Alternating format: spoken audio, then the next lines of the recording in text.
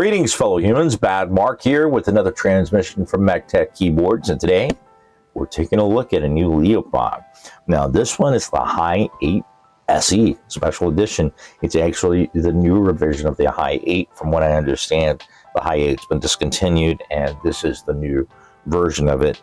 I don't have a list of actually what was changed in this version, and I never did get a chance to take a look at the Hi8.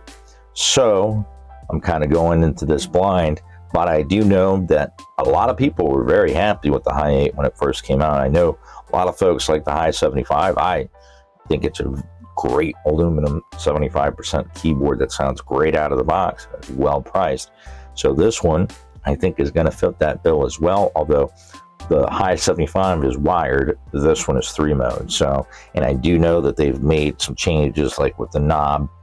I really didn't have that much problem with the knob. I actually kind of like the light shone through it, but I got an opaque cover too, just so. But it is a non-standard knob, and some people were just like, I don't like the knob on a Hi75, but I get it. This is aesthetics. We need to like what we're getting.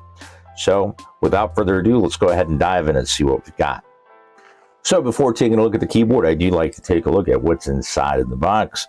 It looks like we have a quick user manual here, and layout of all the keycaps. We have compressed 75% with spaces between function row clusters and a knob. We also have a user manual that appears to be in 2 different languages. So in the accessories box, we have a standard wire switch and keycap puller that has the hole in the center for a little bit more leverage. We have a rubberized USB-A to USB-C cable with a Velcro strap.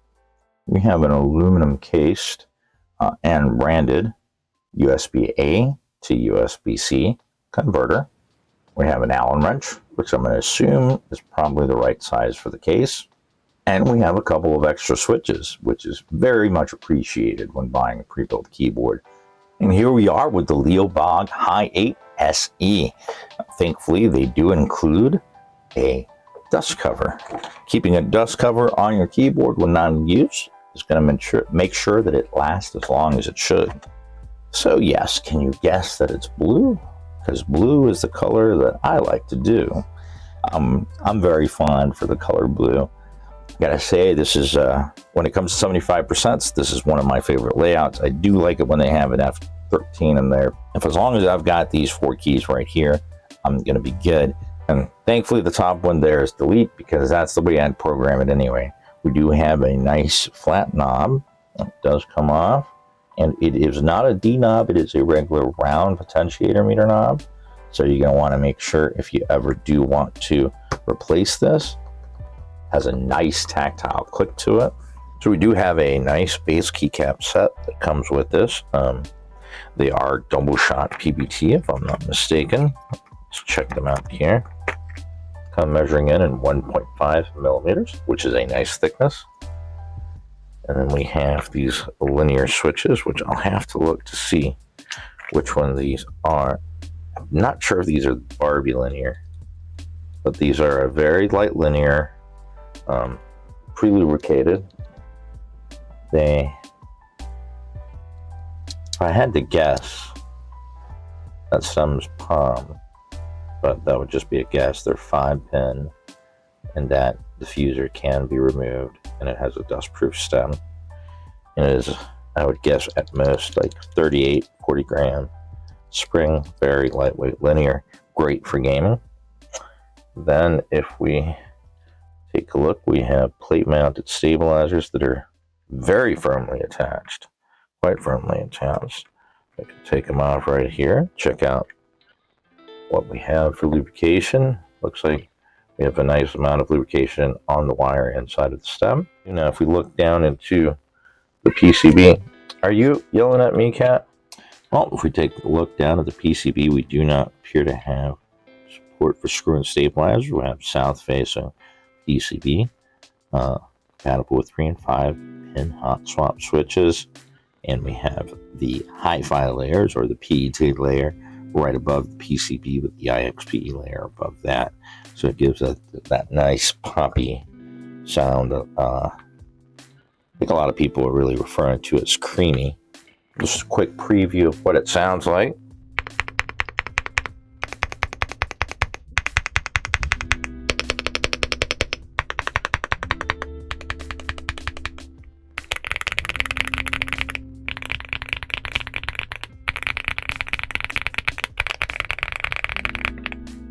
We have a very nice, crisp, clean sound that comes through right away. That light linear with that very just mellow bottom out, but very crisp at the same time. It looks like I have my production assistant. Come here.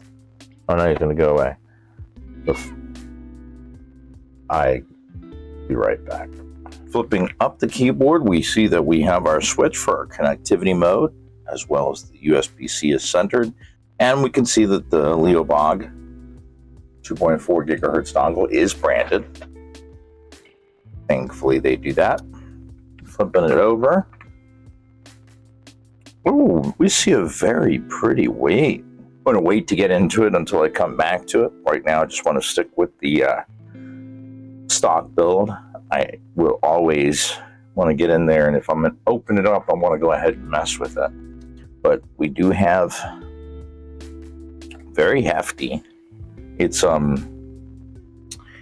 feels slightly heavier than the Leobog 75. Now, like I said before, I never got a chance to take a look at the Hi8, the standard edition. This one, special edition. I don't know if SE stands for special edition. I do know that by the time I reached out to Leobog and had a relationship, I had reviewed the Hi75, and they're like, oh, the Hi8 we don't have anymore, but we have a new one coming out, and that's this one, the Hi8 SE. So let's go ahead and see what this looks like with lights plugged in. Oh, we have some bright RGBs. We can see that that's coming through nicely, and the PC plate as well. Oh no, not the PC plate. It looks like it is being really diffused with the diffusers that are on the switches. So that is really nice, I've got to say. Looks like we can cycle through the effects with the function backspace. And we have the single color. So yeah, we basically do the function backspace till we reach a single light, and then we can just cycle through the different colors. I'm gonna go ahead and leave it on blue. I think it's a nice accent for it. Let's go ahead and test out connectivity. First, we'll go with a 2.4. Go to the back and switch it to the 2.4 gigahertz position. Wait for it to boot up. And that was instant. All right. We see that that works just fine. So let's go ahead, turn it back off. Let's go ahead and try Bluetooth. All right. So we've got function 1. We want to press down on that. Now it's blinking quickly, so we should be able to find it. All right. It took a second there, but I'm pretty sure that it is just my Bluetooth adapter. So it has the connectivity and does not appear to have any issues.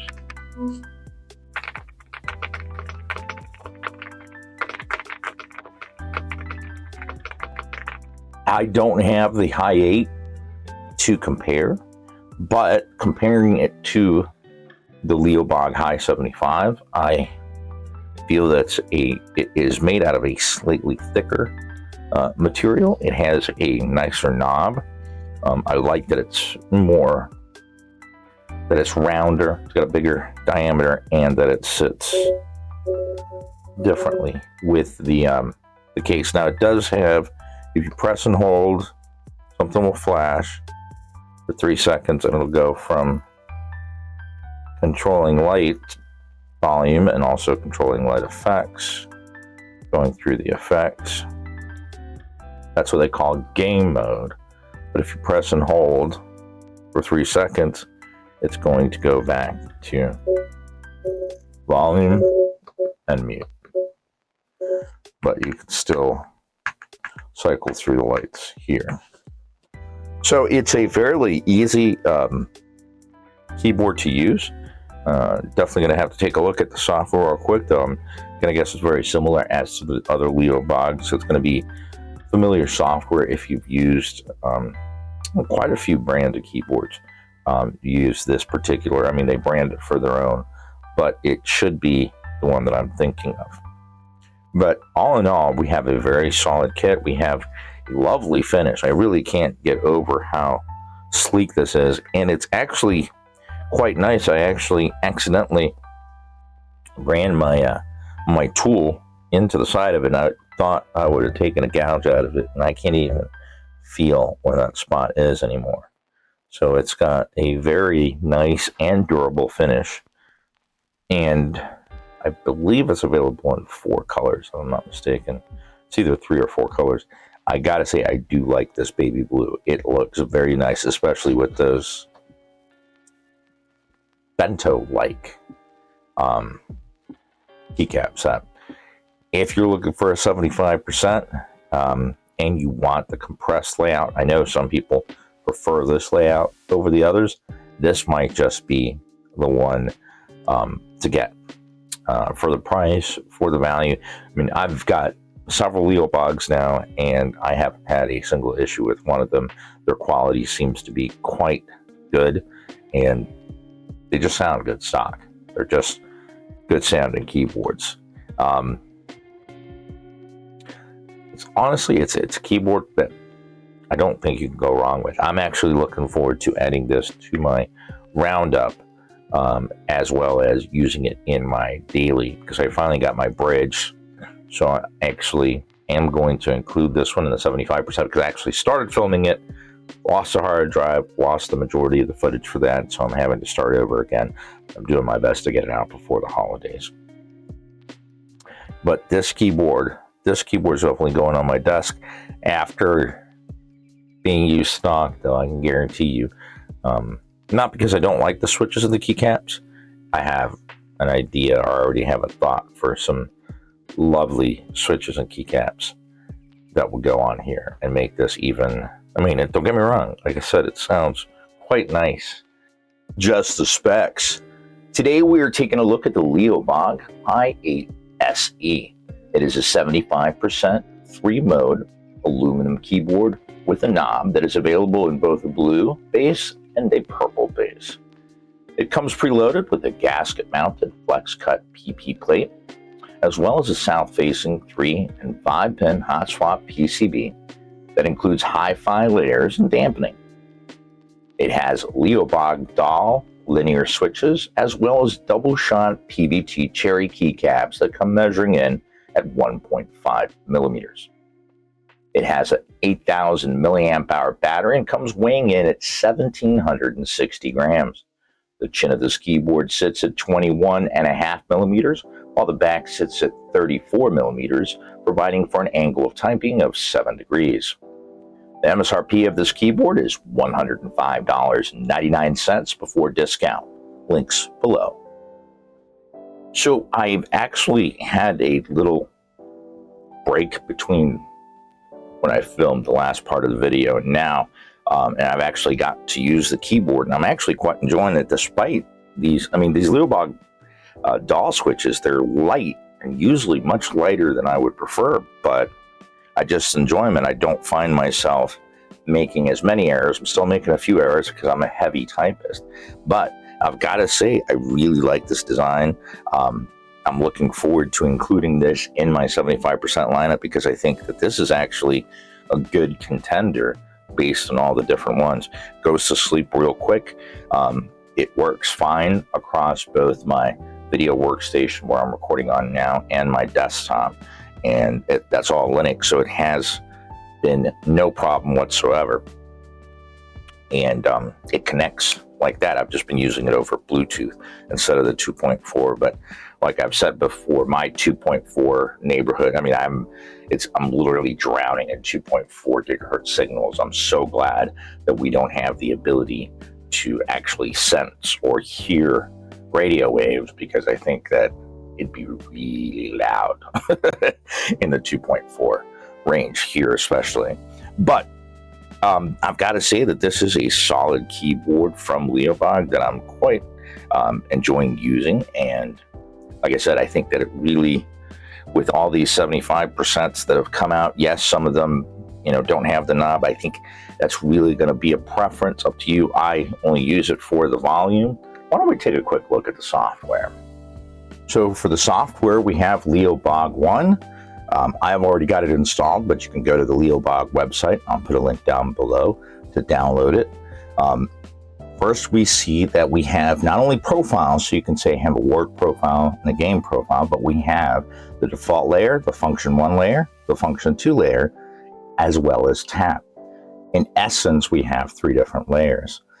We have the modifier for the function 2, which we can map to something, and tap allows us to map either a key press, macro, anything, to just a quick tap. Like under 200 milliseconds, you can set that in the settings. So it's in effect giving you 3 different function layers, which is nice and not found on a lot of the closed source boards. Now I went ahead and mapped insert to underneath my delete key. You always got to make sure to hit the floppy to save. Then we have our light effects. We can go through and select some of the light effects that you can cycle through, or we can go to self-define if we want to do per key RGB. Again, make sure to hit the floppy underneath the keyboard when you're done if you want to save it to your keyboard. Then we have the effect, which is really just the music match. So if you turn it on, you can have it do a certain pattern based on the music in the background. Then we have a general, pretty basic macro editor where we can add a new macro. We can actually group macros into folders. We can record and stop, and then we can go through and edit, save, add more keystrokes, remove keystrokes, mouse buttons, so on and so forth. So we can map a certain set of things we type on a regular basis to a macro and have it mapped to just one key. And then we come to settings. Now settings, we have the device info, the current firmware version, and the software version. We can go and see under upgrade and click firmware update to see if we have any updates. We're all updated here. Shows us the version of the keyboard. We can select our language. We can select this to auto run at startup if we want it running every time Windows starts up. And then we could say what to do at exit. We could turn on tap, and that's sensitivity of 127. I think that's 127 milliseconds, but I'm not sure exactly what sensitivity correlates to. But if you want to use tap, do turn that on. Now debounce, it's there. If you have any issues with double typing, I would suggest either going down one step or up one step and seeing which way improves or gets rid of the issue altogether. And of course, we can always go ahead and just reset the keyboard to factory settings the way it was when we received it. So we have a sturdy aluminum keyboard available in 2 nice colors. Sometimes they ask what color I want. Sometimes they just send me a color. I really don't care. My biggest thing, because don't get me wrong, yeah, I get to keep the keyboard, I get to have fun with it, I get to use it, but it's, to me, the most important part is reporting, what I find, what I come across, and color really isn't going to matter unless, there's one model that's only in certain colors, and then there's another model that's in certain colors. In those situations, I sometimes will receive more than one unit. But this one has a blue base as well as a purple base. Has nice double shot PBT keycaps. It has a pretty good layout, though I do wish they would have included a couple of extra keys if somebody wants to remap that that navigation column. Obviously, this is more of a compressed layout. Other 75% will have the navigation column out a little bit, as well as the arrow cluster. So some prefer it when it's compact, some don't. So it's going to be to your preference which you prefer. I can work with either as long as I've got that blocker there, because my fingers can at least find the arrow keys, and there I can orient myself. Though I don't see as often ones that are compact, but also compact function route. Having that separation there is nice, but this compacted, I'd be able to get an F13 or a delete key up there, and that I kind of do prefer, but that's just more of a personal preference. It has an 8,000 milliamp hour battery, which is, it's significant. So this thing is going to last quite some time on wireless if you're using it, though it is, like I said, very close to 2 kilograms. So this is quite a solid keyboard. But not only does it look good, not only does it connect well and fast, not only does it have a nice battery, it sounds absolutely lovely. It just sounds so good stock. And like I said, despite these being on the lighter side, and I'm just, because I rest my hands on the keys, but for some reason these, like it's like, I mean, I haven't seen the force curve on these, but I'm assuming that they probably need a little bit more to get started, and they probably drop down to a lower weight. But I gotta say, I actually like this. Like I said, I've been using it for a couple of days, and it's I've done my best to use each of the 75% that I'm going to have in my tier list video, which is coming soon. I apologize. I filmed a good portion of it and lost the hard drive, but I've already started refilming. Anyway, out of all the ones that I've been trying, this is one of my ones that I'm just like, I mean, it stands out because it has a bit of a chunkier bezel. It has a very simple design. It has a pocket for the 2.4. It doesn't have any switches underneath the keycaps, which isn't the biggest of a deal to me, but I've heard a lot of people complain about that, so I'm taking that into consideration. And it has an 8,000 milliamp hour battery. MSRP is a little bit higher than some of the other ones, but I have seen this on sale, and I believe the Leobog website has a discount already. I may have a discount code. I don't know. I always try to get one whenever I can. But I do know that if you look, you'll be able to find it at a better price than MSRP. MSRP is, again, it's in the name. It's suggested retail price. Anyway, I'm quite enjoying this keyboard. I will be coming back to it in the 75% tier list video, as well as just to come back and open it up and see what we've got on the inside, because I heard so much about the Hi8. I now have a couple, I want to say at least 2, maybe even 3 Leobog Hi8 75s, and I quite enjoy them. I've given a couple away as well, and they absolutely love them. They think, I mean, one friend thought that, he's like, this keyboard must have cost hundreds of dollars. He really didn't believe me when I told him how much the whole build was, and he's like, wow. But they actually like the see-through knob. They think it's unique. So it's just, like I said, it's a matter of preference. Some people don't. When I first got it, I was like, that's kind of odd, but I liked the light, so it was cool. But I did end up getting the opaque insert for the Hi8 75, but I never had a chance to take a look at the Hi8 because they were moving like that. They just, stock was always low. They're like, oh, we'll get you one when we can. And then next thing I know, I reviewed a couple other Leobog products, and then I came back and they're like, oh, we discontinued it, but we've got the Hi8 SE coming out soon, and we'll put you on the list. So I finally was able to get around to this, and I'm glad that I did. I see why the Hi8 was so popular. I mean, if you guys have the Hi8, can you, from just the review alone, tell if there's any improvements? Because I haven't found any errata. I mean, there's not, closed companies rarely put out, you know, differences between versions. I mean, I'm not saying there are definitely those that do, but usually it's with software, but sometimes with hardware. But I just haven't seen it that often with Chinese manufacturers, unless it's like, you know, fixing a major thing. So I'll actually, I should have asked before, but I'll see what I can find out.